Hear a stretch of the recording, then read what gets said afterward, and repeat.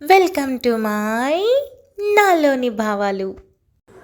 ప్రకాష్ వెంటనే బయటికి వెళ్లటంతో విక్రాంత్ వెంటనే తనని లిఫ్ట్ చేసి బయటికి వచ్చి తన మొహం వైపు బాగా చూసేటప్పటికీ అస్సలు స్పృహలో లేకపోవడంతో, పైగా ఒక పక్క చేయి కూడా కొంచెం ఖాళీ ఉండటంతో టెన్షన్ పడి శైలు అని అరుస్తూనే అసలు ఇంట్లో వాళ్ళు ఎవరిని పట్టించుకోకుండా కార్ వైపు వెళ్లటంతో వెనకే లక్ష్మి కూడా స్వీటీతో కలిసి వెళ్ళింది.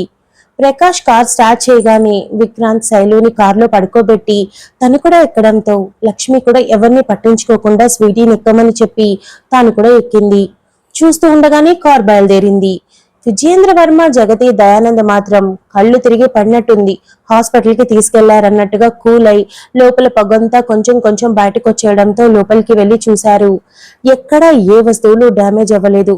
ఎక్కడి నుండి మంట వచ్చిందని అర్థం కాక అంతా వెతుకుతూ చూడగా పూజ గది మొత్తం తగలబడి ఉండడంతో అక్కడి నుండే మంటలు వచ్చాయని, ఆ మంటల కారణంగా సెన్సార్ డోర్స్ అని లాక్ అయ్యాయని అర్థమవడంతో కాస్త రిలాక్స్ అయి వెంటనే విజయేంద్ర వర్మ పని వాళ్ల వైపు చూసి ఇల్లు మొత్తం 10 నిమిషాల్లో ముందులా అయిపోవాలని చెప్పి అక్కడి నుండి రూమ్ లోకి వెళ్లాడు.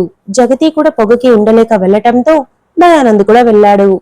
ప్రకాష్ దగ్గరలో హాస్పిటల్ ఉండడంతో అక్కడికి వెళ్లడం మంచిది అనిపించి కార్ అటువైపుగా పోనించి 10 నిమిషాల్లో హాస్పిటల్ ముందు కార్ ఆపాడు. విక్రాంత్ వెంటనే దిగి శైలుని నిదానంగా ఎత్తుకొని అప్పటికే ప్రకాష్, లక్ష్మి, స్వీటీ ముందు నడవగా వెనుక విక్రాంత్ వెళ్తూ స్పృహలో లేని శైలజని చూసి దేవుడా శైలుకి ఏం కాకూడదని మనసులో కోరుకున్నాడు. ప్రకాష్ అప్పటికే రిసెప్షన్ లో మాట్లాడడం, వెంటనే స్టాఫ్ నర్స్ కి ఇంటిమేషన్ ఇవ్వడంతో వెంటనే విక్రాంత్ కి ఎదురొచ్చి త్వరగా రండి సార్ అని తీసుకొని వెళ్ళింది. మీరు ఇక్కడ పడుకోబెట్టి వెళ్ళండి, నేను డాక్టర్ని పిలుస్తాను అని నర్స్ చెప్పడంతో విక్రాంత్ బయటకు వచ్చేస్తూ ఒక క్షణం ఆగి శైలజ వైపు చూసి ఎందుకో కాస్త కంగారుగా అనిపించడంతో ఏం కాకూడదని మరోసారి మనసులో కోరుకొని బయటకొచ్చాడు. లక్ష్మికి చేతులు కాళ్ళు వణికిపోతున్నాయి.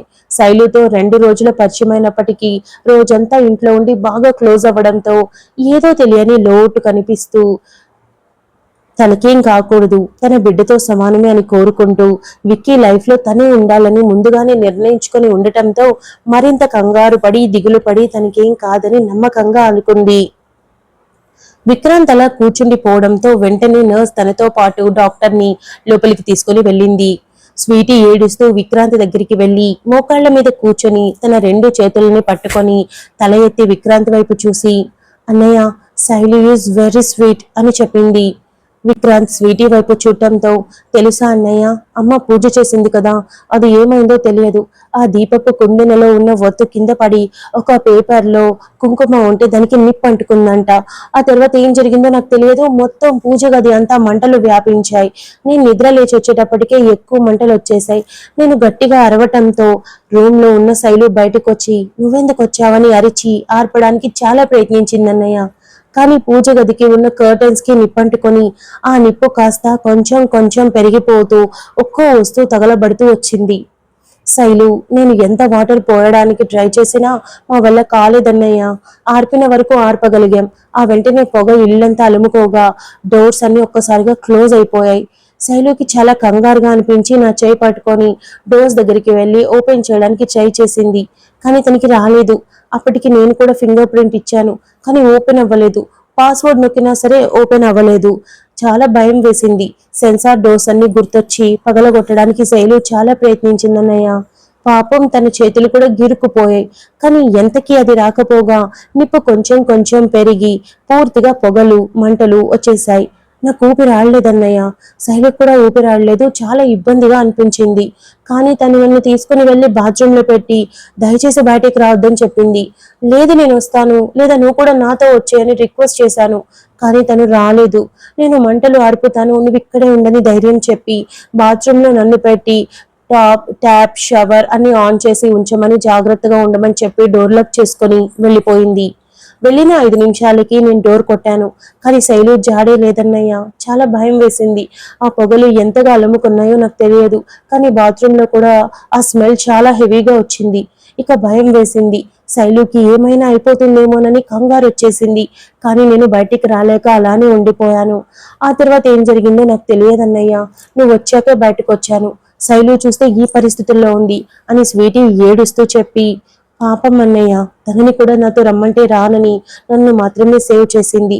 ఇల్లు కాపాడాలని అనుకుందనుకుంటా, అందుకే తను రాలేదు. ఇప్పుడు తనకేం కాదు కదా అన్నయ్య అని స్వీటీ ఏడుస్తూనే అడిగింది. విక్రాంత్ టెన్షన్ పడుతున్నా అదేమీ బయట పెట్టకుండా స్వీటీ చెంప మీద చేయి వేసి, ఏం కాదురా, ఏడవకు అని కన్నీళ్లు తుడిచి, ఇలా వచ్చి కూర్చో అని తనని లేపి పక్కన కూర్చోబెట్టుకున్నాడు.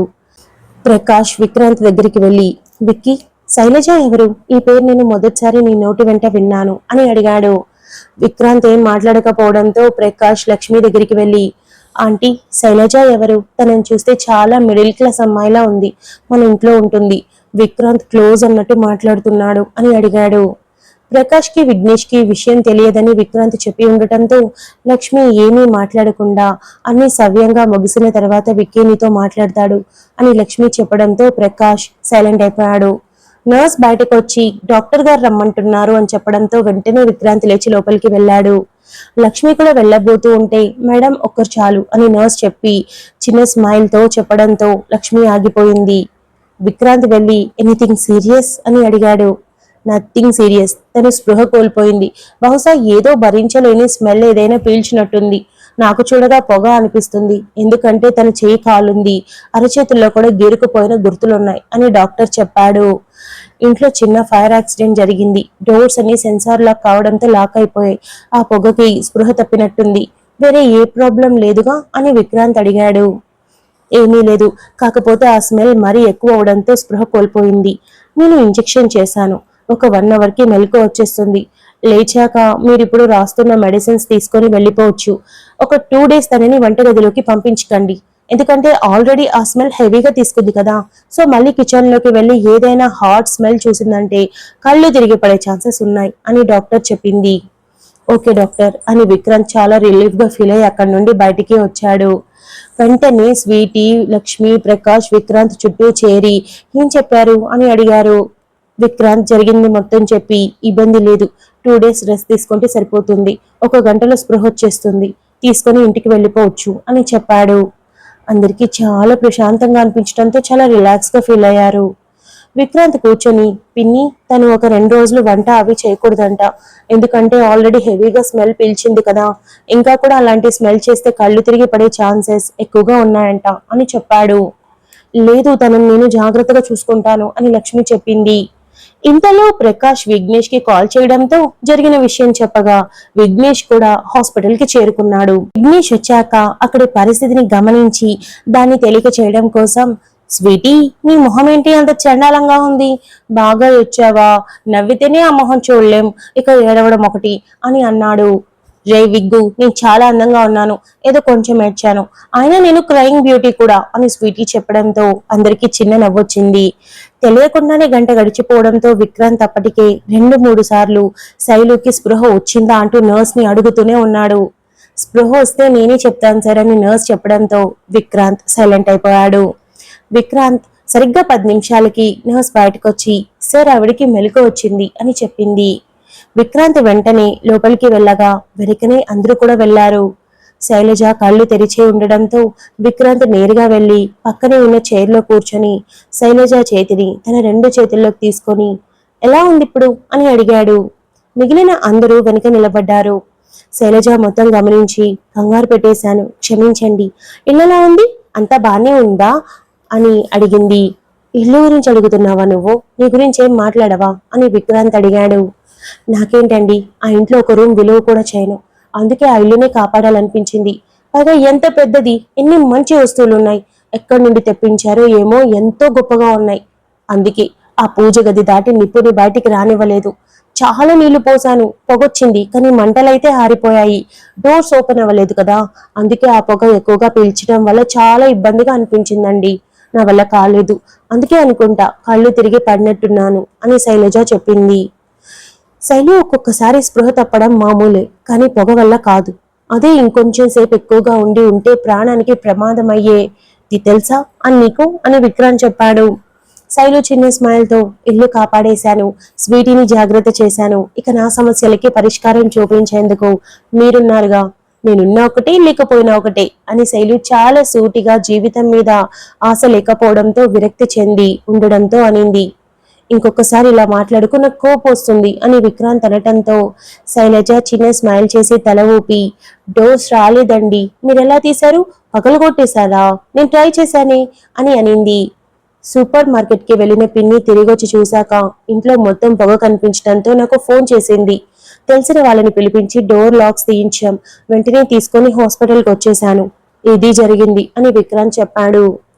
విక్రాంత్ అమ్మాయిలతో అసలు మాట్లాడడం ఎప్పుడు చూడని ప్రకాష్ విఘ్నేష్ కి చాలా వింతగా తోచి శైలజ చేపట్టుకొని మాట్లాడడం, పైగా తను అడిగే ప్రతిదానికి క్లారిటీ ఇవ్వడం కనిపిస్తూ ఉంటే ఏం అర్థం కాక మొహమొహాలు చూసుకొని అలా చూస్తూ ఉండిపోయారు. శైలజ విక్రాంత్ వైపు చూసి, మీరు ఆఫీస్కి వెళ్లారు కదా, మొత్తానికి నా వల్ల వచ్చేసారన్నమాట, ఎప్పుడూ ఇబ్బంది పెట్టడమే పని అని అంటూ ఉండగా, ఇంకొకసారి అలాంటి పిచ్చి మాటలు నా దగ్గర మాట్లాడుకు, సైలెంట్ గా ఉండు అని విక్రాంత్ అనడంతో శైలజ సైలెంట్ అయిపోయింది. ఏమైంది అని విక్రాంత్ అనటంతో శైలజ తల అడ్డంగా ఊపి వెంటనే వెనకన ఉన్న లక్ష్మిని, స్వీటీని, ప్రకాష్ని, విఘ్నేష్ని చూసి, మీరు కూడా వచ్చారా, స్వీటీ నీకు ఏ దెబ్బలు తగలేదు కదా, బానే ఉన్నావు కదా అని శైలజ అడిగి, ఆంటీ మీరు ఒకసారి స్వీటీతో మాట్లాడండి, తనకంతా బానే ఉందా లేదా అడిగి కనుక్కోండి అని చెప్పింది.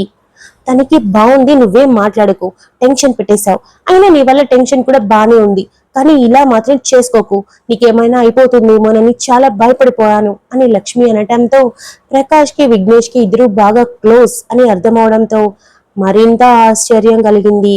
శైలజ చిన్న స్మైల్ చేసింది. ఇంకో గంటలో వెళ్ళిపోతాం అని విక్రాంత్ చెప్పడంతో అంతలో నర్స్ ప్రిస్క్రిప్షన్ తెచ్చి ఇచ్చింది.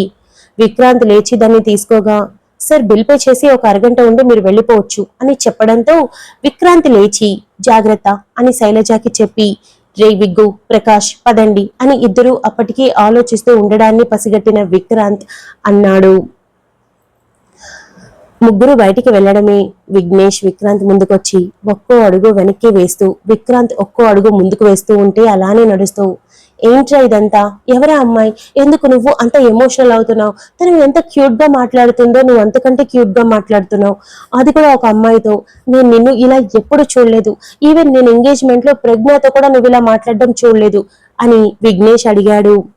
ప్రశ్నలు ఆపుతావా అని విక్రాంత్ అంటూ ఉండగానే, ఎందుకు ఆపాలి, వాడు అడిగిన దాంట్లో తప్పేముంది, నువ్వు నాకు ఎప్పటి నుండి తెలుసు, ఎన్నేళ్లుగా తెలుసు, ఎప్పుడైనా ఒక అమ్మాయితో ఇలా మాట్లాడావా, నీ దగ్గరికి వచ్చిన వాళ్ళతో కూడా తప్పించుకొని సరిగా మాట్లాడకుండానే వెళ్ళిపోతావు, అలాంటిది ఈ అమ్మాయి పక్కన కూర్చొని తన చేతిని పట్టుకొని ఎంత ప్రేమగా మాట్లాడుతున్నావు, ఏంటిదంతా, ఎవరా అమ్మాయి, అన్నింటికీ మించి లక్ష్మి ఆంటీ ఆ అమ్మాయి కోసం అంతలా బాధపడ్డం ఏంటి, స్వీటీని ఆ అమ్మాయి ఎందుకు కాపాడింది, తనని చూస్తే ఒక మిడిల్ క్లాస్ అమ్మాయిలా ఉంది, అలాంటిది మీ అమ్మా నాన్న ఎక్కడి నుండో పిలిపించారని అంటే, తెలిసిన వాళ్ళంటే నేను నమ్మలేను, ఒకవేళ ఇంట్లో పని మనిషి అనుకుందామంటే తనతో నువ్వెందుకు అంత క్లోజ్ గా మాట్లాడతావు, అందుకే తనెవరు అని డౌట్ తో అడుగుతుంది, నిన్ను అవమానించాలని కాదు, అనుమానించాలని కాదు అని ప్రకాష్ అన్నాడు. విక్రాంత్ అడుగు ఆపి ఇద్దరి వైపు చూసి, తను నా భార్య అని చెప్పాడు. Thank you so much for listening guys. Update నచ్చినట్టయితే లైక్ చేయండి, షేర్ చేయండి, కమెంట్ చేయండి, అలానే సబ్స్క్రైబ్ చేసుకోండి.